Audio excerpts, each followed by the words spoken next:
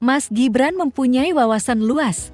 Ya, pertama-tama yang ingin saya katakan adalah apa yang dipaparkan oleh Mas Gibran itu mencerminkan pengetahuannya ya tentang permasalahan ekonomi bangsa yang juga terinterconnected ya dengan permasalahan global ya.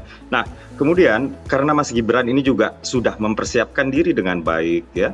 Beliau juga memiliki latar belakang S2 ya di bidang ekonomi ya. Maka tidak heran pengetahuan Mas Gibran ini begitu lengkap ya ketika kita berbicara soal perdebatan tadi malam ya. Jadi kalau kita jujur ya, tadi malam itu kalau kita berbicara siapa yang paling lengkap dan paling runut ya itu adalah Mas Gibran.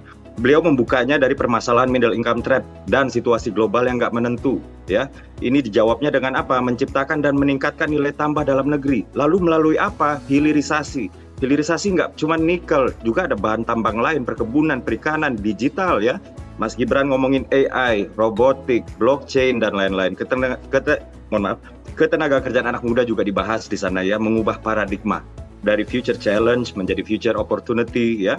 Beliau juga ngomong green jobs dan lain-lain. Nah, spesifik soal green jobs misalnya kemarin Mas Gibran kan berbicara soal carbon storage ya dengan carbon storage and capture ya.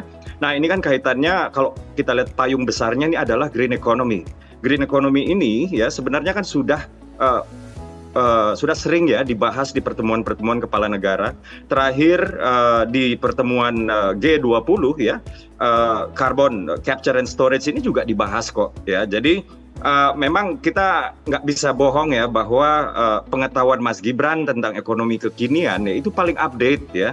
Dan dia paling paham tentang bagaimana permasalahan global yang dalam hal ini adalah climate change ini bisa mempengaruhi percepatan ekonominya. Jadi kita harus adaptasi ya dengan permasalahan global ini. Maka diciptakanlah yang namanya konsep green jobs, green economy yang dimana turunannya itu adalah carbon trading, di mana turunannya juga ada carbon storage dan lain-lain. Dan yang ketiga ya cara berpikir, analisis masalah dan mengolahnya menjadi gagasan solusi. Kita nggak bisa bohong bahwa Mas Gibran ini yang paling inovatif dan nggak lawas ya. Sehingga ketika Mas Gibran menyampaikan pertanyaan di level cara beliau ini berpikir, maka saya pikir wajar kalau misalnya orang-orang yang tidak terlalu terupdate ini menjadi kelimpungan sendiri gitu. Jadi saya pikir ini bukan strategi untuk menjatuhkan lawan ya, cuman memang calon pemimpin nasional ya, capres maupun cawapres itu memang harus terupdate dengan informasi kekinian. Terima kasih.